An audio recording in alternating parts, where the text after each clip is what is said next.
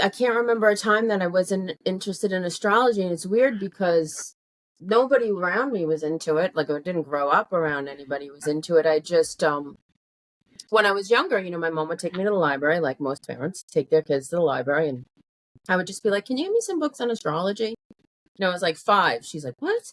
I'm like, "Can you just give me some books on astrology?" And I'm an Aries sun sign, so I started off, reading about Aries, and then it progressed. I came in with it. I believe that I came in with it. And astrology is such a vast wealth. It's such a beautiful gift, and it dates back. There's not a time in history that you can go back that astrology isn't there.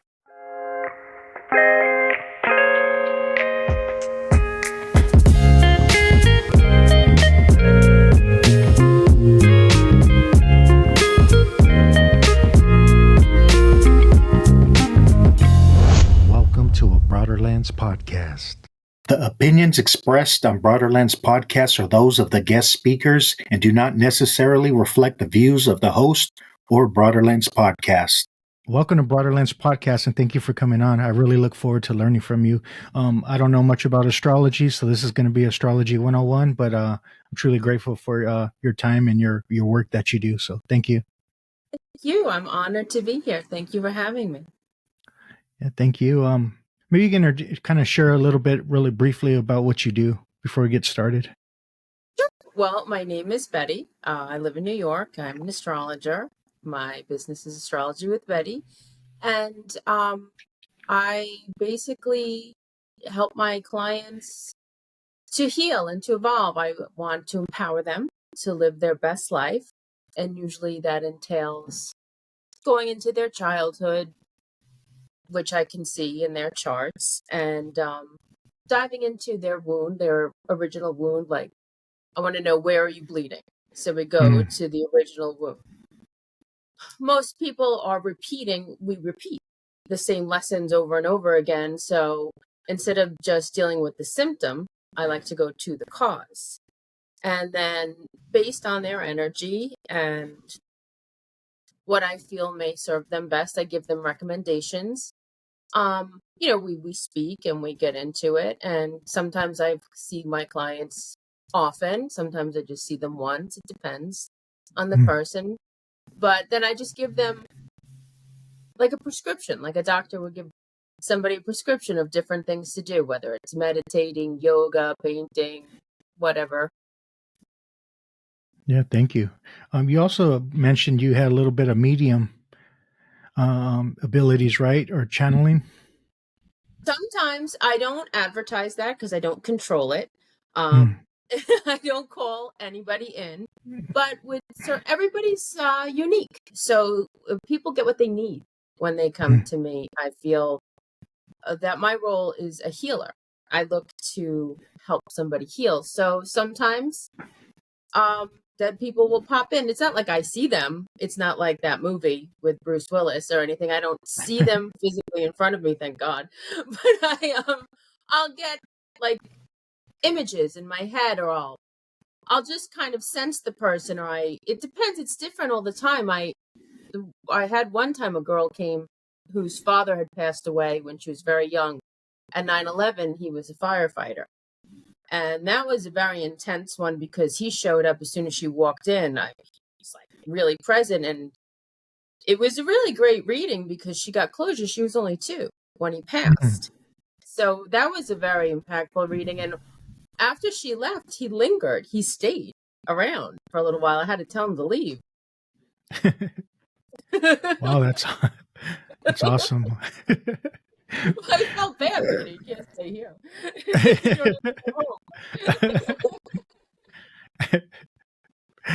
That's crazy, but pretty cool. How was your upbringing like? Did you have these abilities as a very young child? Were you raised religious? I did have these abilities, but I was brought up, I grew up, I don't want to give away my age, but, I grew up, I was in the 70s and the 80s. And so my parents, my father was Catholic and my mother was Protestant, and that was a big problem. It just seemed weird to me because they were fighting about it. Actually, now looking back, I understand I'm grateful because it got me to want to dive in and look at different religions because it didn't make sense to me. Why are you fighting? Like, what's the big problem? And when my parents got divorced, I was originally going for Catholic education to get my communion and my confirmation. And then when my parents got divorced, I went over to the Lutheran branch of it. And I just was like, oh, so the differences are so similar. They're so silly. Like, this is what everybody's fighting about. So it launched me into exploring different religions. And what I found was there's a thread that runs through all of them. So for me, I think that's the truth. Right now, it seems that most of the Abrahamic religions are falling away because they're nonsense. I'm not trying to offend anybody. I feel whatever you connect to the divine with is, that's beautiful. However, if you really do the research, it's really kind of like a mob mentality there. The Romans came in and they killed everybody who didn't believe what who weren't going to fall into line. They, like the Essenes, who believed that Jesus, was married and there was a bloodline. And they kind of, if I was going to have a religion, which I don't, it would be more the Gnostic branch. Yeah, I love that. I say the same thing, very similar to the Gnostics or even a little bit of Buddhism. I Yep. really enjoy that stuff. You mentioned that they're dying down. Some of the main religions, the Abrahamic religions, are starting to slowly die down. Does that have something to do, speaking of astrology, the age of Aquarius? Because I've heard in the age of Aquarius that a lot of the old belief systems and structures are going to fall apart. Is that true? I believe so. I guess we'll see, but absolutely, that's the running theory. Um, to entering into the age of Aquarius, you have to understand that it's not like a one day thing. Yeah. It's a huge transition. Currently, we're ushering it in, and so Pluto is a planet that has a very slow orbit, so it can spend from 10 to 20 years in any given sign. It has just left Capricorn. When Pluto is in a sign, it brings up, it's like the shadow.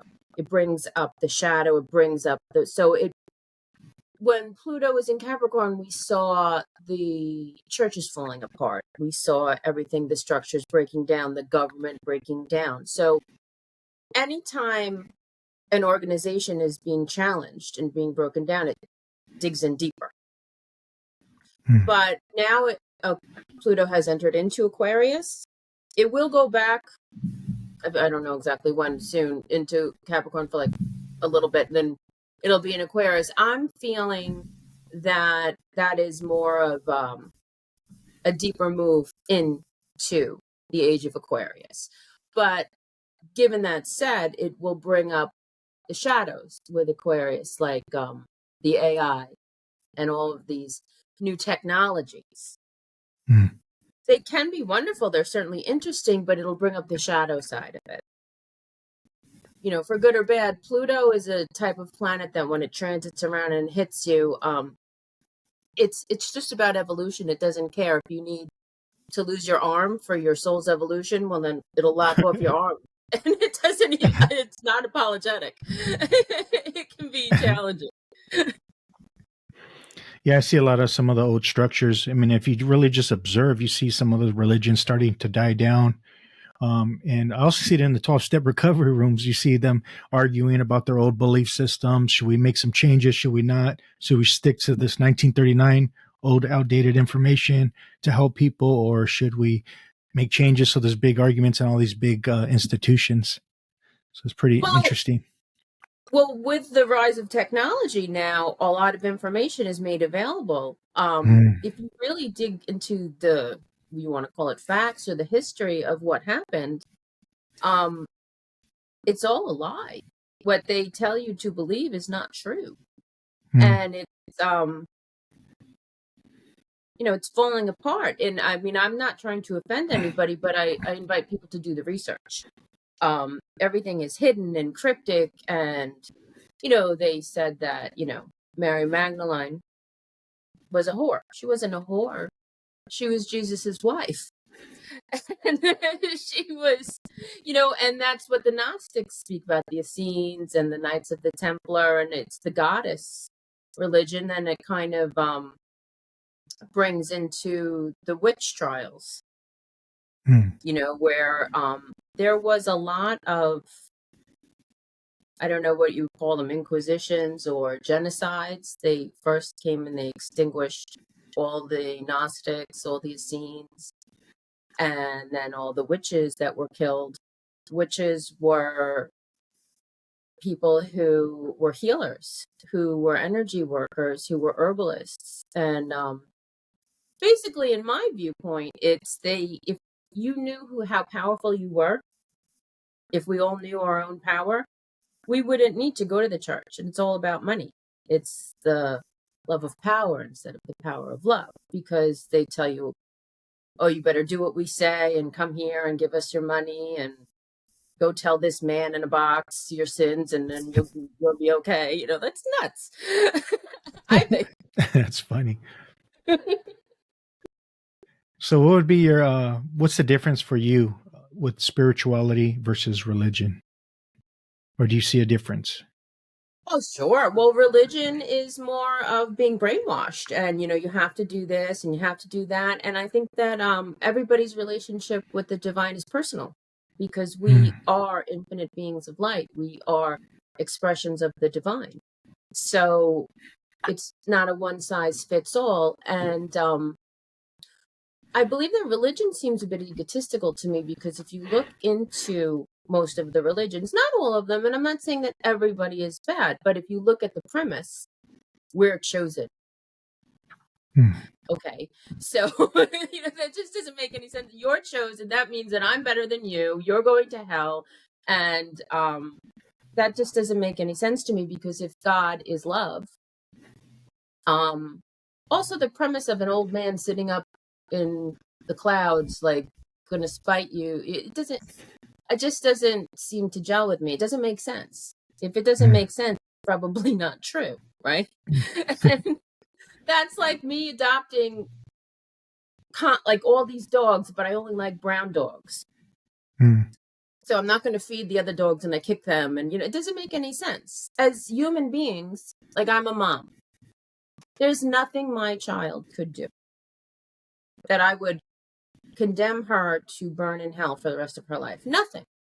And the divine is way more advanced and evolved than I am. So what can we do as humans? Yes, there's karma. I do believe that whatever you do, you reap what you sow. But we all have the opportunity for redemption. Yeah, I appreciate that. Why would God make you go to hell forever? Now, you did something bad, or you stole milk, and now you have to go to hell. It's just crazy. They also took away the female aspect of God. Like, there's no, like, if you look at the Egyptian or the Kemetic symbol for the Ankh, it had the male and female energy, of creation all attached to it. But then when you look at the Christian cross or the Roman cross, it's all masculine. Well, that's what they did. A good lie is basically a lot of truths just eliminating some facts. And, if you do the research, it doesn't add up. First of all, women didn't come from a man's rib. Men come from our wombs, and it's an equality. There's not one isn't better than the other with the masculine and the feminine principle. The feminine is the creative. It's the, you need both. You can't make a baby with just a man. You can't. But again, it's kind of like the mob. That's what they do. They come in and they take away the feminine aspect. Basically, they were intimidated, I believe, or afraid of the feminine power. It's the feminine that holds the magic, and the masculine is the aspect that goes out and does what the feminine is creating. You need both. Yeah, you're right. I forget the name of that period of time where they were just labeling people witches, witchcraft, and they were just hanging them and killing them. I think my religious teacher said it was over like 9 million people that died from that whole era. It's over 100 years, and all of that was commenced by the Pope. The Pope, whatever Rome, whatever you want to say, it's kind of like the mob to me. They give the go ahead for lots of genocides. And so how does that add up with love? And it doesn't make any sense. I seen a picture of St. Patrick, and he's like pointing, like, get out of here, to a serpent, like a snake. And they called the Druids,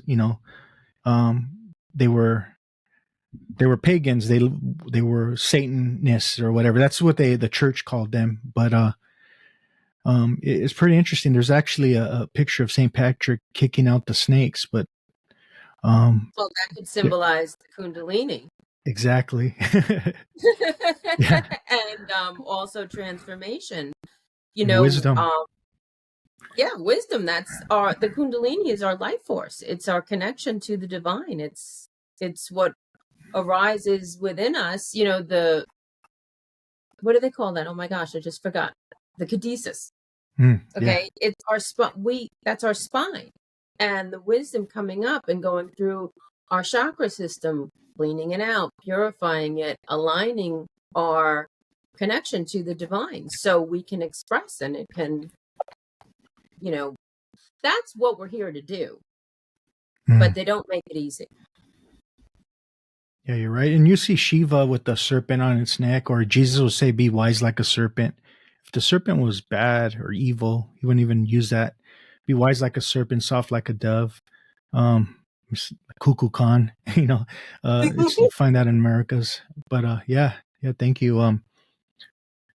Who would you explain, like, who are we? Are we just these finite human beings? Do we just have one life? Do you believe in past lives and reincarnation and all that good stuff? Absolutely, I do. I believe that we are infinite beings of light. We are expressions of the divine, but it's complicated. It's like Terence McKenna said. The universe is not only more complicated than we can imagine, it's more complicated than we're able to manage. So I believe that there's a lot going on. And so if you fall into the Anunnaki, it's kind of like maybe we got trapped here. The wheel of karma. We get tricked into this wheel of karma, thinking we have to keep reincarnating over and over again. 100% I believe in reincarnation. There's really no doubt about it. And, that's just where I'm coming from. However, there's a trick. There's a hack, like with video games, there's a hack. So we can keep going around the wheel and, eye for an eye, trying to work it out, what went wrong and coming back, and or we can step into the middle. And the trick, the hack, is forgiveness. Now, that's easier said than done, of course. But if you think about what it is we're trying to achieve, which is to evolve. And in the Earth School, it's very difficult. We incarnate into these earthly bodies because we're able to experience things that you can't experience in spirit, like chocolate, sex. Well, all of those things you can't feel the sensual pleasures unless you're in this earthly body. When we come into this earthly body, though, we become susceptible to lower frequencies, jealousy, anger, pain, but pain, especially emotional pain, is usually the catalyst to an awakening and wisdom. One question I've been asking people is, do you believe we can bring in past life trauma? Absolutely. Absolutely. That's what my job is, really. I mean, I don't always tell people. I gauge where they're at. If somebody doesn't want to believe, I don't care what you believe, let's just fix you. Let's just get down to it. But absolutely, 100% we do. And you can see it mirrored, you can see it echoed in their life experiences. Mm. It's very complicated. So what you just come down here once, you get one chance to do this right, and if you don't, off to hell with you. Okay. Well, it's like a video game. You get lots of chances, right? You get lots of Yeah. lives. You keep trying over and over again, and then you get to start from where you left off. Yeah, you're right. I feel like we are in a video game, to be honest. Well, that's what they say, right? We're in the Yeah. Matrix. It's like a Yeah, video you're game. right. So, well, we're creators. We can co-create. That's what the chart shows you what to do. So we are co-creators. So within the parameters of the energy that we've incarnated within, there's a lot of different potentials. Mm. So it's what we focus on, what you pay attention to. Like, did you ever look to, think, oh, I need to get a new car. I think I want to get a silver Civic. Okay. And I mean, I don't know why, but whatever. And so, but do you notice that all you see is silver Civics all over the place? Yeah. Because you're focusing on it. So we pay attention. When you pay attention, you're focusing on something and you're getting more of that. So it's our responsibility to focus on higher vibrational things instead of focusing on, negative, who hurt us and what I don't like and all. The more you focus on something, the more you're going to get. That's just the way that it works. Physics. Yeah, I love it. What's your understanding on the Akashic records? Well, the Akashic records, from my understanding, are basically okay. So, like on your computer, even if, I don't know much about computers, but no matter what you do on your computer, there's a record of it somewhere. And some people can access it and some people can't, right? So whatever we do, there's a record. There's a record of all of our past lives, all of our future lives, because time doesn't really exist. It's only something that we use here on this human, but it's not really a thing. So there's the future and the past, and so it's just a record of your soul, everything you've ever done, thought, our intentions, our thoughts are super important. It's not so much what you do, it's why are you doing it. You can't fool Mother Nature. The divine knows your intention. You can, there's a lot of narcissists who are able to run around and convince people of things, but you can't fool the divine. You don't get away. Nobody can. That's what I try to explain to my clients, because a lot of people struggle with, well, why did this person do this to me, and how come they get to get away with it? And I say, look, nobody gets away with anything, and if you're lucky, you get to see it, you get to watch. But if we spend our lives focusing on when is this bastard going to get their karma, then what do you? If your heart is filled with anger and rage, you're not punished. You're punished by your anger. You're not punished for your anger. You're punished by your anger. If that's how you feel, if you're bitter and miserable and always looking to hurt, that's what you're living. That's what you're giving out. That's what you're going to experience. Yeah, I love that.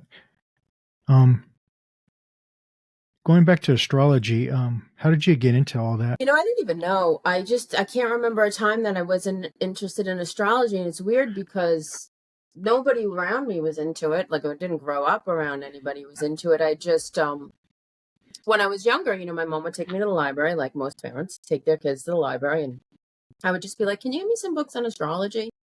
I was like 5. She's like, what? I'm like, can you just give me some books on astrology? And I'm an Aries sun sign. So I started off, reading about Aries. And then it progressed. I came in with it. I believe that I came in with it. And astrology is such a vast wealth. It's such a beautiful gift. And it dates back. There's not a time in history that you can go back that astrology isn't there. Every divination tool that exists stems from astrology. So I don't pretend to think that I know what I use it for is different. There's a lot of different modes to use it for, but I use it for a tool to healing. It's a symbol. It's a language of symbols, and it's just energy. I'm writing a book, and it keeps evolving and merging and changing. But basically, it's the principle of it's just energy. We're just energetic frequencies, and I kind of got this idea because I see on the internet, like in the I'm in like a lot of like astrology groups or whatever, and people are like, "Oh, I just hate Scorpios, and those damn Gemini." I'm like, that doesn't even make any sense. It's just that's like saying, "Well, I hate wind and air, and because one time the wind blew off my shingles on my roof, and now I just hate." Well, so you need air to breathe. So basically, it's just energy. What one person is doing with that energy, just because your boyfriend was a Scorpio and he was a jerk, doesn't mean that the energy of Scorpio is just horrible. We all embody each element. We all have it there's a chart. So there's a circle. Our birth chart is a circle.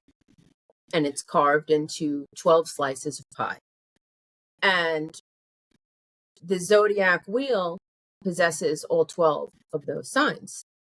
We may have a heavier, like you and I think is interesting. We both have our sun in Aries, and we both have our rising sign in Scorpio.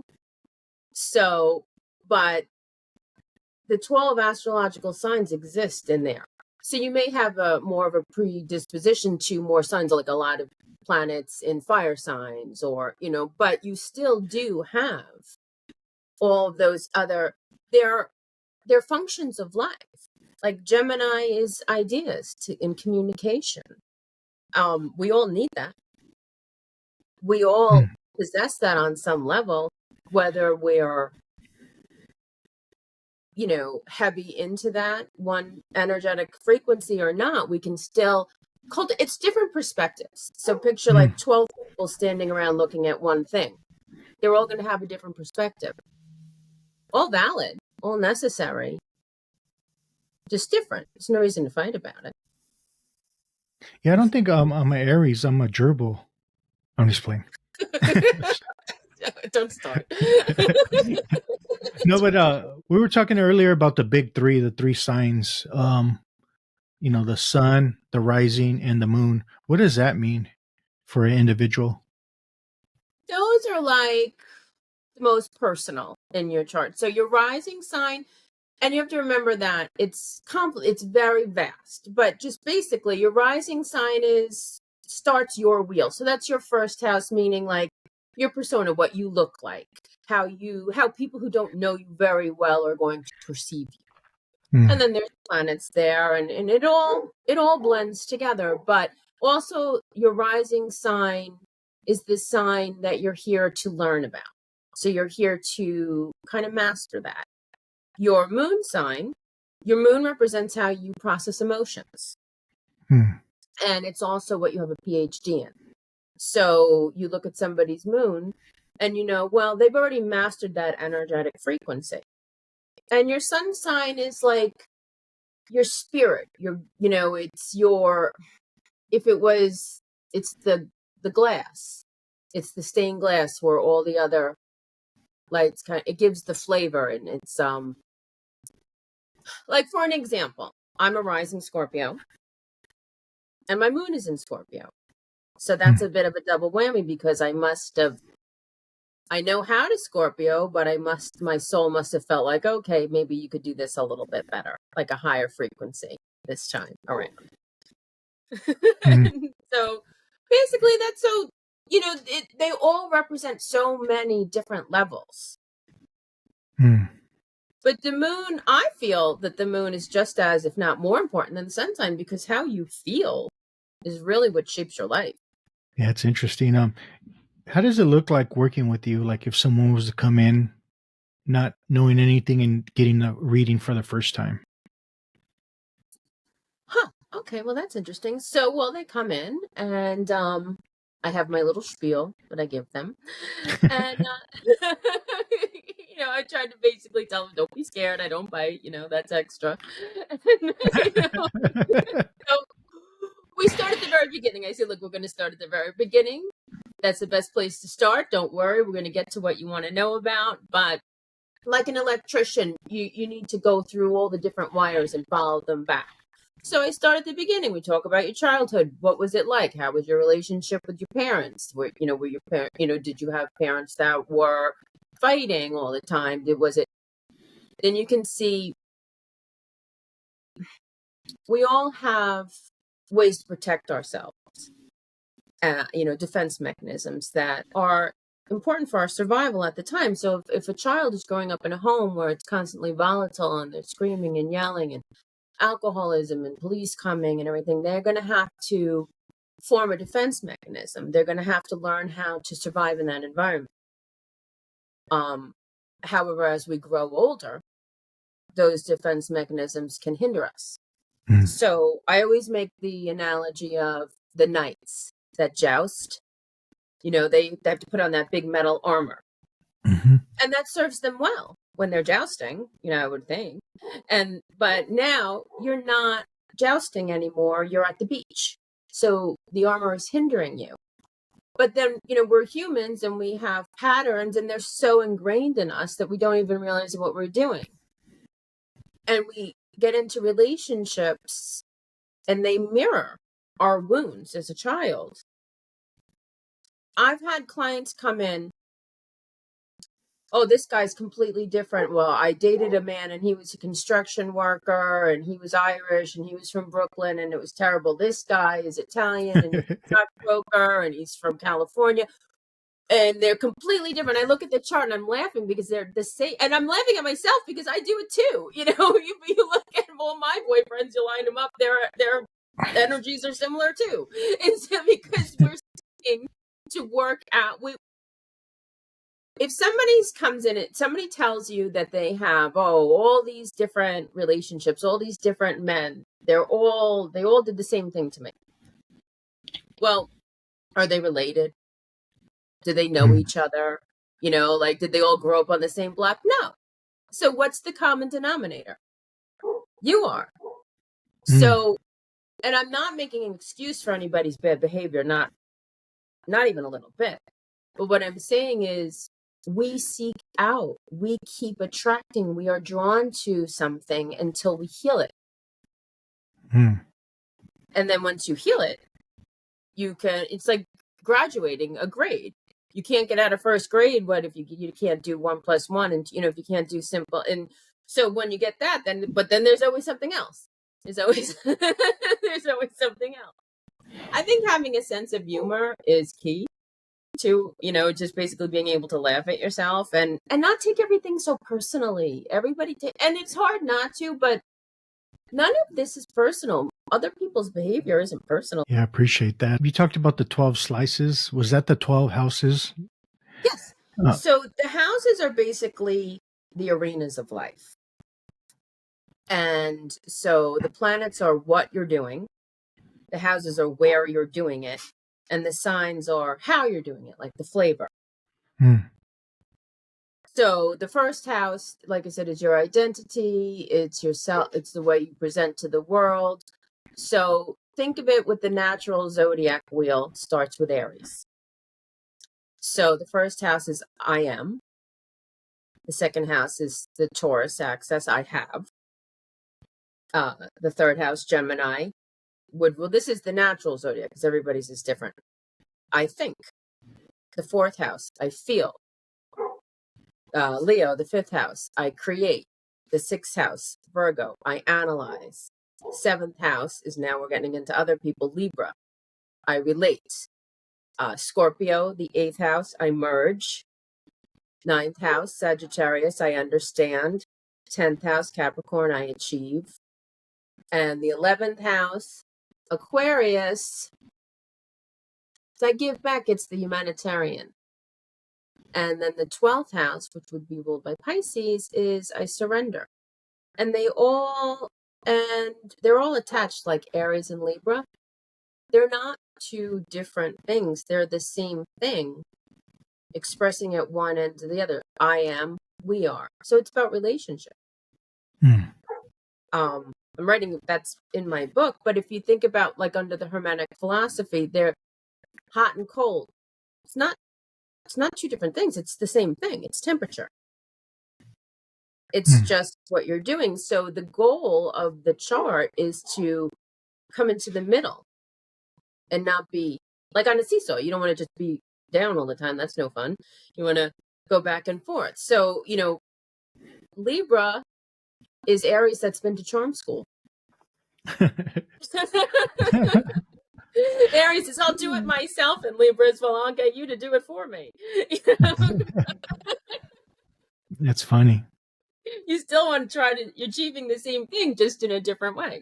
Do you have any experiences working with someone, like some kind of like heart touching experiences that you don't mind sharing with us?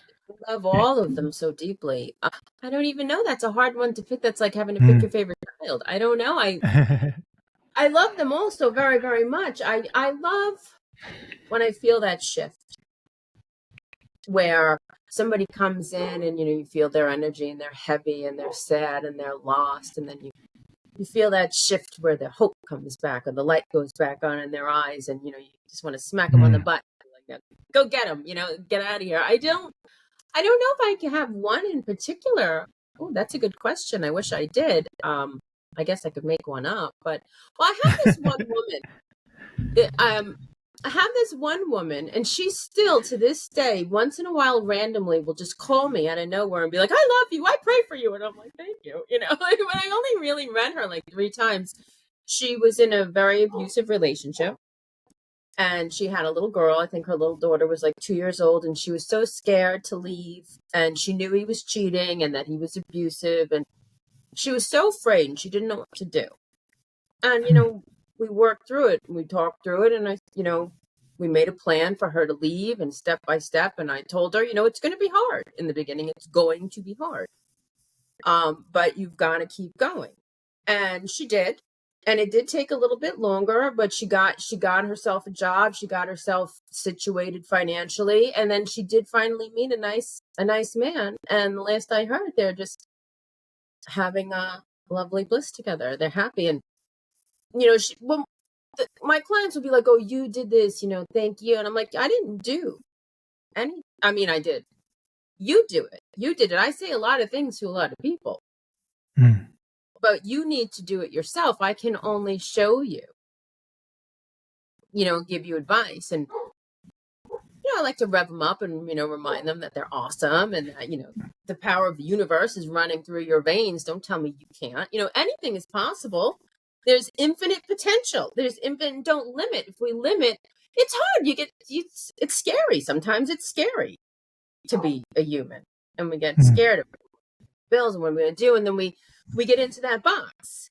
And then we're paying our attention to all of that. We're limiting. If you think about it, we are the same power that made the oceans and the seasons and nature. It's made us.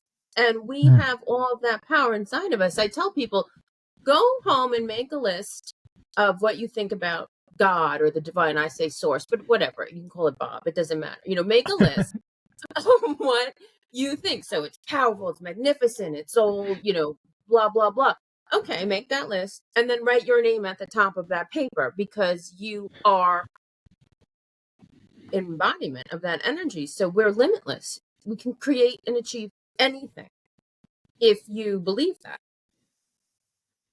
I love that. But a lot of times, like in religion or just being in the world, the system we live in and the belief systems, that it can be very limiting, that we're finite. We're just sinners. We're just alcoholics. We're just addicts. We're everything but powerful, Well,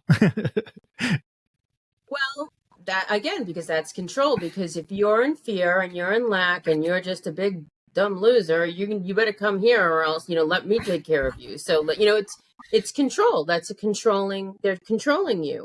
And addiction, I don't think there's one human being walking the planet that doesn't have some form of addiction, whether it's coffee, whether relationships, that's a huge addiction. How many people can't be alone? I have to have a relationship. I have to eat my chocolate, like it comes in a lot of different forms. And I believe that addiction all stems from pain in the self, because if we are wounded, why are people drinking? Well, I mean, yeah, it's fun sometimes, to go out and have a glass of wine and be social, but why are people drinking themselves because they don't want to be in their life. They don't want to experience their reality. So they're trying to alter their reality, even if it's something as simple as, oh, I like to eat a piece of chocolate every day. In that one moment while you're eating chocolate, you're escaping from my jerk husband, or my mortgage payment. In that one moment of bliss, there's nothing in the world but me and this, whether bottle of scotch, chocolate, whatever it is, all in moderation. Hey, that's part of being a human, is the enjoyment of the pleasures and stuff. But it's not so much what you're doing, why are you doing it? That's how I think. And is there anything wrong with going out and having a glass of champagne? Probably not. I guess it depends, why am I doing it? Am I doing it because it's fun and it's a nice sunny day and hey, why not? Or am I doing it because I hate my life and I don't want to be in reality anymore? But I think addiction all stems from feeling cut off from source and wanting to escape. I love that. That's exactly what I've been saying. I study a lot of Gabor Mate's work, and he's been a hero of mine. And he's saying the same thing that you're saying. And a lot of times when he talks in front of a big crowd, he says, is alcohol addictive, yes or no? Or is cocaine addictive, yes or no? Or is shopping addictive, yes or no? Eating addictive, yes or no? Sex addictive, yes or no? And he continue to go down the list, but he says the answer is embedded in the question, depending on the amount of pain you need to soothe. And I always, in the 12-step community, they talk about the allergy of the body. You have an allergy. So when alcohol touches your system, you have an allergic reaction, but it's not true. That was an old idea in the 1930s. What really happens for me, at least, this is how I look at it. If I live in Arizona, right, and it's you're in at your home and you're watching TV, and you take a drink of water, and you put it down and you continue to watch TV, that's homeostasis, right? But if I'm, because you're at peace, you're in harmony with yourself. You're just in the present. But if I'm in Arizona and I'm I'm hiking up a 115-degree weather and I'm hiking up a mountain and I take a drink of water, it's going to have a different effect. It's heightened because I'm in disharmony with myself. And that's where the addiction for me, which makes sense from my experience, kicked in, is because I needed to soothe this pain that I never dealt with, this trauma, all these inner wounds. So it became, and the more I did that, the more it became, the body became the mind, and I became addicted. It became a deadly habit. That makes sense. I don't believe in the disease model. I mean, I guess that's a touchy subject, but basically, if you're healed, you don't need the medicine. Yeah. And what I found incredibly interesting? People have gambling addictions. Did you know that a gambling addiction can be just as addictive and hard to break as someone with heroin addiction? That blew my mind, because heroin, well, I can understand. I'm putting something I'm putting a foreign substance in my body. It's going to create, I could understand that. But when it really changed my perspective, when I really learned that information, because your own body is creating a chemical inside of you that is so addictive. You don't need, when you're gambling, you're not putting anything in your body. You're not drinking, smoking, ingesting any foreign substance. It's your own body creating a chemical that's addictive. Everything exists within us. I thought that was just mind-blowing. So it's us. Yeah, and it is all to escape the pain. Yeah, you're right. And that's similar to like when someone's going to the dealer and they're already getting a hit of like dopamine or whatever before they even get to the dealer because of the excitement. They know, so it's crazy. Very similar to the gambler. So it's Well, interesting. it's a lot of people who like do cocaine, from what I've heard, is that it's all fun and games in the beginning, like, oh, let's get it, like, let's go find it, let's go get it. And then once they get it, they spend the night in the bathroom. Like, how's that fun? Like, so now Mm. I'm out at a club, or I'm out here, and I'm in the bathroom. I'm just like hanging out in the bathroom and hiding, So it's like it's the seeking. It's because in that moment of seeking, like driving up to the casino or looking for your drugs or whatever you're doing, it's exciting. I'm not thinking about anything else because I'm focused on this, and this is fun. It's like a scavenger hunt. But then once you actually get it, from my experience, most addicts are not happy. They don't enjoy what they're doing. They enjoy the act of seeking to do it. But once they're in the process of doing it, and after the fact especially, they feel worse. Yeah. Guilt, shame. I mean, if you have an alcohol problem and you go and you drink and you're going to act like stupid, you may embarrass yourself, or you say and do things, and you wake up the next day. Now I got more problems than I had before I started. Now, now this creates more problems. If you're doing a substance or any form of addiction because you have problems, now you just have another problem. Mm. Yeah, you're right. And the more we chronically use a substance or chronically do a behavior, the receptors become desensitized. So we're not getting that same hit. That magical substance, the magical chemical is not doing what it used to do because the dopamine, or the receptors become desensitized. So we're always going to have to up it. We're always going to need to do more Exactly. Turn up the dial. to make up for Chasing the the dragon. activity. Yeah, Don't they call the it loss of it. chasing the Yeah, dragon? yeah, you're right. Yeah, of course, because you're always it's very sad. And that's why I love astrology, because it helps empower and heal. Everybody is wounded. Where are you bleeding? Let's go to the initial wound and work on healing that.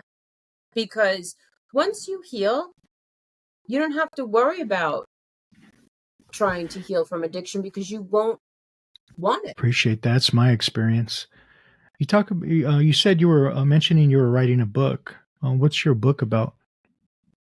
Well, it's kind of morphing, and it's a bit of a daunting task. But it's basically, I had done a video with our good friend Christa Clark, and we talked about just the energy of the signs, basically. Basically, how, like what I was saying before, that I notice there's a lot of like hate on like signs, and I'm like, first of all, that's just their sun sign. You don't even know what you're talking about. Most people, like, so you're not just one thing. You're not, just, and it's like, so it just doesn't make any sense. Like fire, it's just energy. You hate fire. Well, how are you going to cook? How are you going to warm yourself? How are you going to light? Like, it's the energy in itself is neutral. It's the intention behind the energy. So if somebody, there's not one sun sign that hasn't had a bad breakup. I mean, you could hate all of them. It's like, it doesn't make, but it's basically to explain, it's all just energy, and that we all possess this energy, and it's all useful, and it's all purposeful. Each of them serves a purpose. Each energetic frequency creates a life, creates functions for us to live our lives. Libra, that's the energy of relating. And Scorpio is the energy. First of all, people hate Scorpio. Scorpio is the energy of sex. Sex energy. That's why, people who have heavy Scorpio in their chart, and the more intense the energy, the more challenging it's going to be to hold that energy. Like, we are just vessels, so we need to keep strengthening our vessel. If you pour boiling water into a Tupperware container, it's going to melt. It's going to distort the vessel. So you have to have a stronger vessel that's going to be able to contain the energy. So it's our job, our privilege, or whatever you want to call it, our quest, to keep strengthening our vessels to hold more powerful energy. Like, I use this example a lot. Like the firemen, the hoses, those big fire hoses. I'm pretty sure if I picked up one of those things, it would like throw me over, right? Like it's a lot you have to learn how to ground yourself and hold yourself to contain to focus that, or else it's just going to knock you all over the place. So my book is basically about just that, but it's kind of morphing. I'm hoping to get it out next week, but I keep going through and re-editing it and changing it, and I guess I just have to. I'm a little bit of a perfectionist, so I want it, but I guess I just have to put it out there. But it's kind of talking about how our natal charts, the mandalas. You ever see like Buddhist monks making those mandalas? They spend hours and they're so dedicated and they sit there and they're so focused with so much care and so much love, and then they scatter them. They scatter them into the wind. The impermanence of life. So our natal chart is like our soul's mandala. We create and we come down here, we spend so much time tending and caring and creating this life and experiencing it, and then we just scatter into the wind. Back again. So I don't know if I'm answering your question, but I think it's just basically trying to explain each function, the masculine and the feminine, the polarities, and if you can realize that we all possess these energies, they're all here to help us. Like Virgos get a lot of flack too, but Virgo is the energy of analyzing, and it's also the energy of the alchemist. Virgo has a very daunting task because its polar opposite is Pisces, which is the divine, which is the infinite, and it's Virgo's task to make that real, to make that 3D. So they can get a little squirrely, but it's not, it's just the energy of, it's just energy. Yeah, Hopefully you. I do a better job explaining it in my book. I guess we'll see. Can't wait. Well, thank you. How would you define God? God. Yeah. Well, that's a touchy subject because I don't tend to think of, you're a god. I'm a goddess. We're all gods and goddesses in training. There's the creator of all. The Anunnaki, they show you that those are gods. A god is an ascended master, somebody who's kind of beat the matrix and stepped into their power as creator and knows how to harness all of the energies, how to to create. And so I don't like with the Abraham religions, you're praying, those are that's not God that those people are praying to. Amen. Amen Rod. I mean, I don't know, like if you study Gerald's work and countless others, they talk about Yahweh and Enlil, and those are the ones that made these religions. That's who you're praying to. In those days back then, the people would serve the gods. We were servants. That's what they created us to be, servants. So it's like the middleman. You're worshiping a middleman. You're giving all of your energy. They're like energy vampires. So I don't think of it. I don't like that word because I feel like, who is your God? Money could be a god. Whatever you're focusing on, that's your God. I think of the creator of all, the source, the universal flow, the power of love, the power of all that ever was and all that will ever be. So I guess it gets a little bit difficult. Sometimes I even think, well, when I want to talk, I don't really pray like most people would, but sometimes when we get a little sad, or you just kind of fall down on your knees and and I'll be like, oh God, and I'm like, what am I saying? But God is in your heart. It's in your heart. I believe that the power is in your heart, and that's the trick. The divine lives in your heart, and everybody's out looking for it outside when it's in your own backyard. Like what Dorothy said, I was out searching around. And it was always in my own backyard. I love that. Thank you. You brought up Gerald. You had the opportunity to do an interview with Christa and Gerald. I thought that was awesome. So I a I thought little that was jealous. awesome too. Oh, I am so blessed to have, he was such a brilliant, humble, wise, wonderful, wonderful human being. And Yeah. he gave me the gift of Krista. Yeah, that's awesome. I appreciate your time. How do we find you? If anyone wants to get a hold of you, wants a reading or look into your work. Well, my website is astrologywithbetty.com. And my phone number and my email is on my website. My email is betty@astrologywithbetty.com. And you just go onto my website, and that's how you can book an appointment. I offer virtual. I offer different. It's all the same thing, just different time lengths. So I have virtual, I have in person. I'm in New York, Long Island, if somebody wanted to come in. But virtual, I tell people all the time, it's the same thing.